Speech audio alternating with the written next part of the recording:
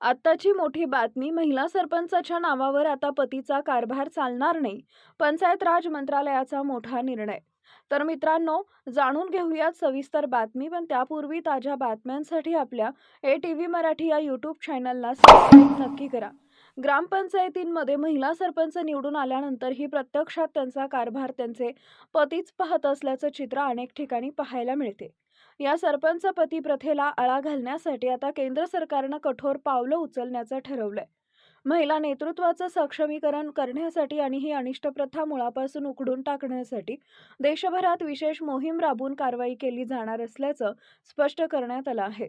केंद्र सरकारच्या पंचायत राज मंत्रालयाचे अतिरिक्त सचिव सुशील कुमार लोहाणी यांनी ही महत्त्वाची घोषणा केली आहे. केंद्र सरकारच्या पंचायत राज मंत्रालय आणि राज्याच्या ग्रामीण विकास व पंचायत राज विभागाच्या वतीनं आयोजित मॉडेल वुमन फ्रेंडली ग्रामपंचायत इनिशिएटिव्ह या उपक्रमाअंतर्गत राष्ट्रीय कार्यशाळेचं उद्घाटन लोहाणी यांच्या हस्ते करण्यात आले होते. त्यावेळी ते बोलत होते. आणि ग्रामपंचायतींमध्ये महिला सरपंच केवळ कागदोपत्री किंवा स्वाक्षरीपुरत्या मर्यादित राहतात आणि सर्व निर्णय प्रक्रियेत पतीचा हस्तक्षेप असतो. ही बाब गंभीर असल्याचं त्यांनी यावेळी नमूद केले. महिला लोकप्रतिनिधींना स्वतंत्रपणे निर्णय घेण्याची संधी आणि त्यासाठी आवश्यक सामाजिक पाठबळ मिळणं गरजेचं असल्याचं लोहानी यांनी सांगितलंय. ग्रामपंचायतींनी महिलांच्या प्रत्यक्ष सहभागासाठी सुरक्षित आणि सन्मानजनक वातावरण निर्माण करावे असं आवाहनही त्यांनी केलं आहे.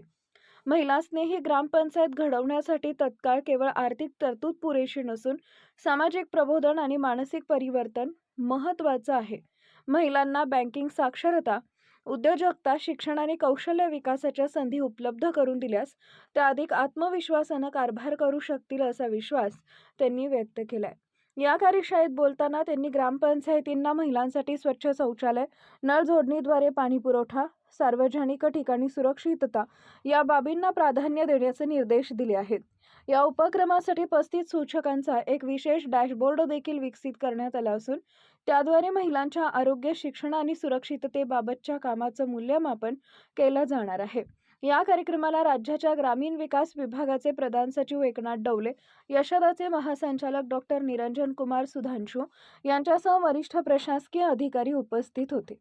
तर मित्रांनो, ही महत्त्वपूर्ण माहिती आपल्यासोबतच इतरांना पण शेअर करा. व्हिडिओला लाईक करायला विसरू नका.